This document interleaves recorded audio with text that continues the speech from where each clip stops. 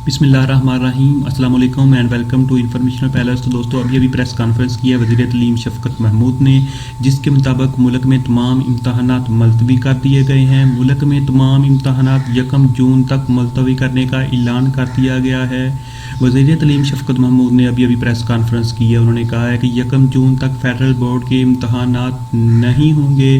Corona फैल रहा है, इत्तमाहात से परहेज़ करें। वज़ीर तालीम शफ़क़त महमूद। कोरोना सारी दुनिया के लिए एक बहुत बड़े चैलेंज का बाइस है। सारी दुनिया एक बहुत बड़े चैलेंज से गुजर रही है, ऐसा कहना था वज़ीर तालीम शफ़क़त महमूद का।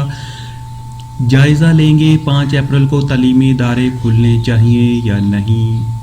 वफाकी हुकूमत का 1 जून तक तमाम इम्तहानात मुलतवी करने का फ़ैसला। तो दोस्तों कोरोना वायरस जो कि चीन के शहर वुहान से शुरू हुआ और अब पूरी दुनिया में अपने पंजे गाड़ चुका है, उसी को मद्देनज़र रखते हुए वज़ीर तालीम शफ़क़त महमूद ने एक प्रेस कॉन्फ्रेंस की है, जिसके मुताबिक उन्होंने कहा है कि 5 अप्रैल को तालीमी इदारे खोलने हैं या नहीं, इसका फ़ैसला बाद में किया जाएगा। अलबत्ता अभी जो नई अपडेट्स आई हैं, कोरोना फैल रहा है, जिसकी वजह से तमाम इम्तहानात 1 जून तक मुलतवी करने का ऐलान किया है वफाकी हुकूमत ने।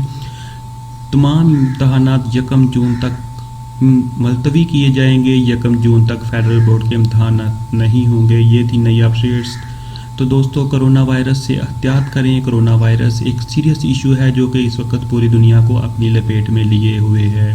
दोस्तों कोरोना वायरस क्या है, कोरोना वायरस की अलामात क्या हैं और इसका ट्रीटमेंट कैसे किया जा सकता है, वो भी मैं आपको बता देता हूं। दोस्तों कोरोना वायरस की सबसे पहली निशानी ये है कि इससे नाक का बहना शुरू हो जाता है, सर में दर्द होता है, खांसी होती है, गले में खारिश होती है, बुखार होता है और आप कमज़ोरी को फील करते हैं। तो दोस्तों ये हवा में नहीं फैलता, बल्कि ये छींकने से और खांसी करने से फैलता है और बाय हैंड्स फैलता है, किसी के गले मिलने से फैलता है। तो दोस्तों इससे एहतियाती तदाबीर कैसे अख्तियार की जा सकती हैं, इससे कैसे बचा जा सकता है।